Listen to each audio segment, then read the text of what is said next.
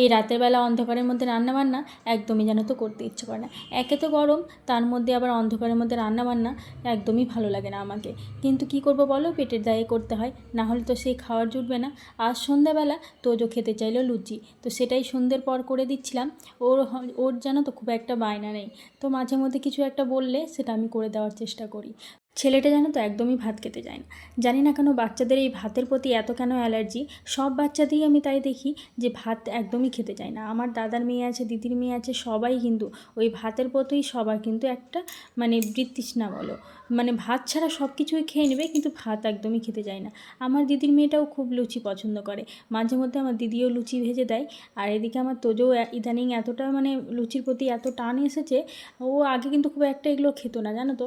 আগে ওই Maggi chowmein এগুলোর প্রতি বেশি ভক্তি ছিল, কিন্তু ইদানিং দেখছি লুচি, তারপরে মানে বাড়ির যেগুলো খাওয়ার, তাই আমি যতটা পারি ওকে করে দেওয়ার চেষ্টা করি। আর এদিকে দেখো লুচিগুলো বেশ কিন্তু সবগুলোই ফুলেছে।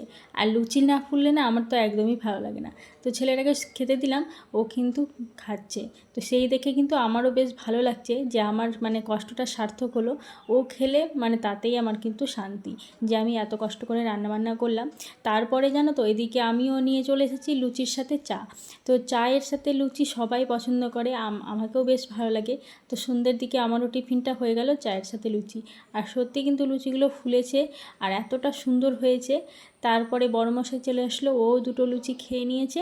কিন্তু মানে জ্বালাটা হয়েছে যে আমাকে আবারও রান্না করতে হয়েছে। আমি ভাবলাম যে বেশি করে আটা মাখানো হয়েছে, তো তাতে ওই দিয়ে খেয়ে নেবো। কিন্তু বড়মশাই বলছে না, ও খাবে মাংস।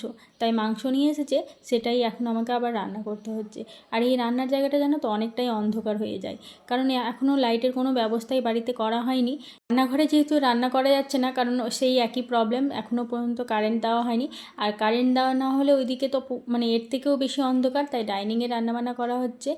দাঁড়িয়ে রান্নাবান্না করতে এতটাই অভ্যস্ত হয়ে গেছিলাম যে এখন বসে বসে রান্না করতে একদমই ভালো লাগে না। মানে দাঁড়িয়ে রান্নাবান্না করা, দাঁড়িয়ে সমস্ত কাজ করা কিন্তু একদমই অভ্যাসে পরিণত হয়েছিল, তাই এখন অনেকটাই অসুবিধা হয়। এদিকে আমার ছেলে এসে তোমাদেরকে কিছু বলার চেষ্টা করলো। আসলে আমাদের বাথরুমের নিচের বাথরুমের কোমরগুলো ওর বাবা এসে ফিটিংস করছে, তাই আমি এদিকে রান্নাবান্না করছি, ওদিকে কাজ চলছে। তো আমি একদিন অবশ্যই তোমাদের সাথে শেয়ার করব যে কী কী আমাদের সেট করা হলো। এদিকে আমি দেখছিলাম বিরিয়ানির গন্ধটা কিন্তু বেশ ছেড়েছে। তো তোজো এদিকে ভীষণ আনন্দ, যেহেতু পরপর ওর মানে ফেভারিট খাবারগুলো হচ্ছে। লুচিও মানে ওর পছন্দের একটা খাবার, আর বিরিয়ানি তো সব থেকে বেশি পছন্দ করে ওই। এদিকে যেহেতু অনেকটাই রাত হয়ে গেছিলো, তাই তোজোকে খাবার দিয়ে দিয়েছিলাম, ও খেয়ে নিয়েছে। আর এদিকে আমরা দুজনে এখন খেতে বসে গেছি। তো আজকের ভিডিওটা এইটুকুই, কেমন লেগেছে জানাবে। সবাইকে টাটা, সবাই ভালো।